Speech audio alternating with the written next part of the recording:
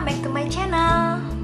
Hari ini di video ini aku mau sharing-sharing, aku mau cerita-cerita sama kalian tentang rate card. Dan sebelumnya aku mau bilang, di video ini aku tidak bermaksud menggurui, tidak bermaksud mengkuliahi, tidak bermaksud apapun yang bersifat arogan, tidak sama sekali.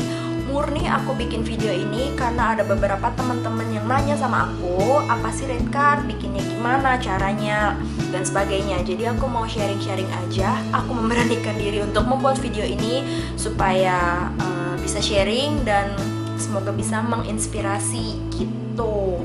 Sebelumnya aku mau cerita sedikit ya. Aku itu ngeblog dari 2011 tapi mulai aktif 2012. Aku suka banget sama yang namanya nulis. Dari kecil aku suka bikin cerpen, bikin puisi, bikin pantun, dan aku suka bikin novel yang aku nggak publish. Ada di laptop aku pastinya. Aku nggak pernah publish, mungkin suatu saat akan publish. Anyway, ya aku suka banget nulis, terus aku suka fotografi, dan aku suka makeup, aku suka beauty gitu. Jadi semuanya aku mix. Aku seneng banget ada orang yang menciptakan blogspot. Thank you. Aku seneng, dan aku akhirnya nulis tentang beauty dan tentang fotografi, tentang animal juga ada sih, tentang food juga. Ya sebenarnya awalnya campur aduk, tapi lama-lama aku segmentedkan ke beauty gitu. Terus untuk vlogging dan youtubing, aku mulai itu dari 2015 akhir, dari Natasha. Terima kasih Natasha udah cemplungin aku ke Beauty Bound Asia Competition. Kalau enggak, aku nggak akan pernah bikin YouTube video. Karena aku pernah bikin, aku pernah upload, dan aku ngerasa aneh. It's very weird to see my face on camera. Apalagi ngomong depan kamera, itu aneh banget. Aku ngerasa awkward, aku ngerasa takut, malu, nggak berani gitu. Aku malu, aku pemalu. Terima kasih buat teman-teman semua yang udah support aku untuk upload video. Terima kasih buat kalian semua yang udah nontonin aku. Terima kasih banyak, terima kasih. Dan aku pernah kerja di sebuah agency yang menghubungkan antara brand dan influencer. Kita di tengah-tengahnya. Aku kerja sebagai PR. Aku nggak bisa sebut company-nya apa. Dan di kantor tersebut aku sempat ngobrol dengan banyak bloggers, vloggers, dan juga Instagram celebs tentang rate card. Aku minta rate card mereka untuk project dari brand. Pertanyaan pertama adalah, apa itu rate card? Rate card basically adalah daftar harga yang setiap influencer itu harus punya. Kenapa sih harus punya? Iya dong, harus punya, karena apapun yang kita lakukan, bikin video, bikin blog post, nge-tweet, Instagram, Facebook, atau sosial media lainnya, itu mengeluarkan effort atau usaha. Yang pasti minimal itu adalah internet gitu aja.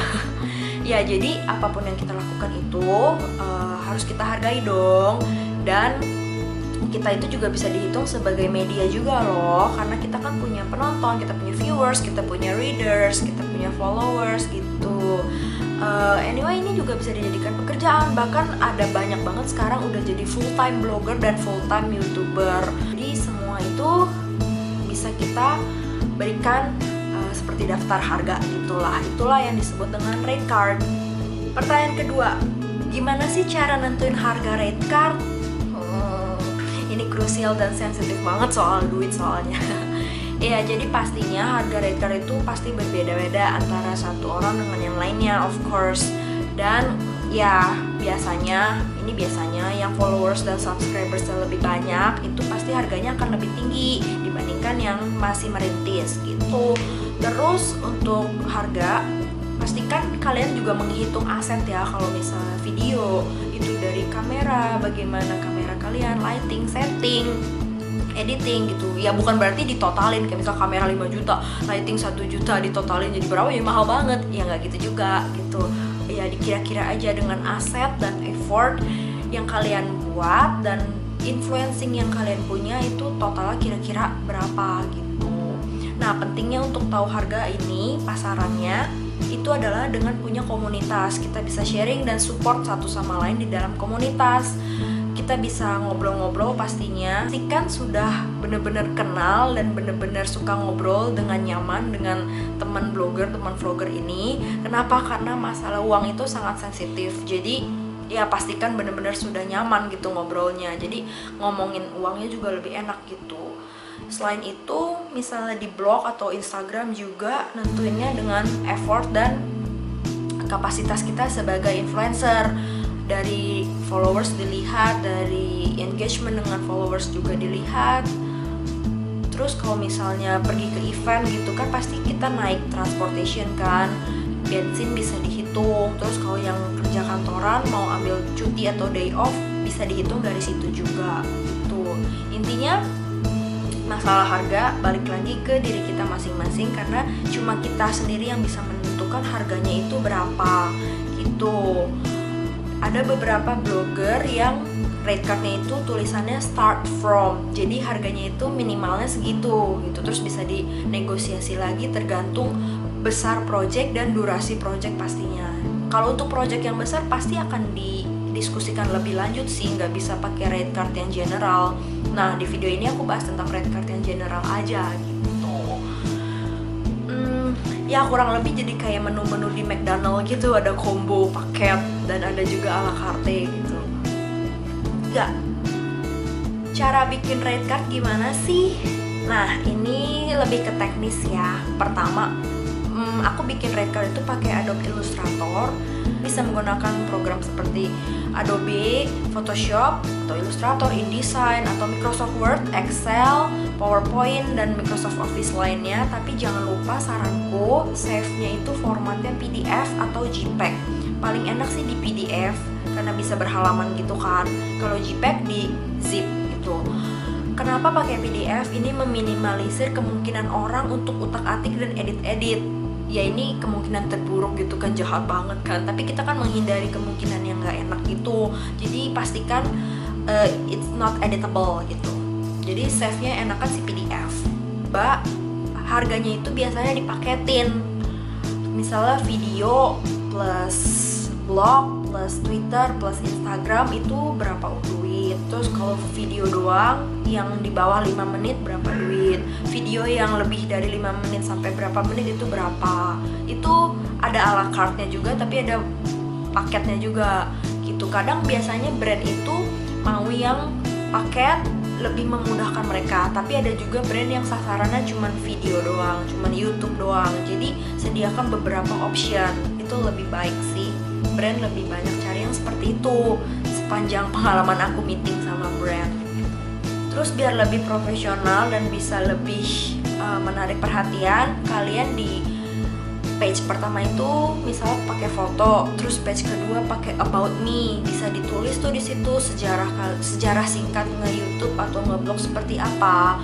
Terus page ketiga bisa ditulis misalnya traffic ya, yang pasti traffic, pria atau wanita, lokasi, interest, dan lebih spesifik lagi misalnya demografik, lokasi segala macam. Ini lebih serius banget sih, jadi traffic. Terus di page selanjutnya bisa ditulis misalnya ada awards atau pernah masuk majalah, pernah masuk TV, gimana bisa ditulis di situ semuanya. Baru page selanjutnya adalah daftar harga yang tadi, paket-paket dan ala carte-nya di situ. Terus page selanjutnya bisa diisi dengan misalnya konteks semua sosial media, Twitter, blog, Snapchat, Periscope, apalagi semua yang ada di App Store itu bisa dimasukin semua username-nya di situ. Terus yang terakhir mungkin bisa pakai foto-foto lagi gitu. Bikinnya sih lebih ke stylenya sendiri aja, gimana yang fun. Pokoknya yang sesuai dengan kamu banget lah gitu. Selanjutnya, menurutku, rekomendasiku filenya itu jangan lebih dari 10 MB. Kenapa? Karena ada beberapa company yang tidak bisa menerima email di atas 10 MB. Dan aku pernah pengalaman, aku kirim, dia bilangnya belum terima. Aku kirim lagi, dia bilang masih belum terima. Setelah diteliti ternyata malah email dia tidak bisa menerima yang di atas 5 MB. Jadi pastikan size-nya itu tidak terlalu besar gitu. Jadi bisa dikirim kemana aja tanpa kalian perlu repot-repot bikin lagi, save lagi gitu kan. Terus kalau misal mau kirim file yang besar kayak misal portfolio, video, atau foto-foto, bisa ditaruh di Dropbox link gitu. Dan yang terakhir, jangan lupa untuk terus update rate card kamu, karena kan viewers kita semakin hari semakin meningkat dong. Kita semakin berkembang, followers makin banyak, viewers makin banyak, amin gitu kan. Jadi kita bisa terus update sesuai dengan kondisi yang paling baru, sehingga kalau misalnya ada brand atau company yang nanyain rate card, kita bisa kirim yang paling baru tentunya. Yes, sekian cerita-cerita dan sharing-sharing pengalaman aku tentang yang namanya rate card. Agak melelahkan ya. Aku juga sering ngobrol sama brand gitu kan, apa sih yang mereka lihat biasanya. Biasanya brand itu lebih melihat ke engagement dengan readers atau followers gitu. Misalnya harga yang dipasang itu, mereka pun punya budget untuk influencer, jadi nggak usah takut. Semoga video ini bisa memberikan inspirasi. Terus kalau misalnya mau diskusi lebih lanjut, silahkan komen di bawah, atau kalian bisa line aku taruh di description box linknya. Yang kalian berkenan untuk share, di-share ya. Terus jangan lupa untuk subscribe. Thank you for watching dan sampai jumpa di next video. Bye bye.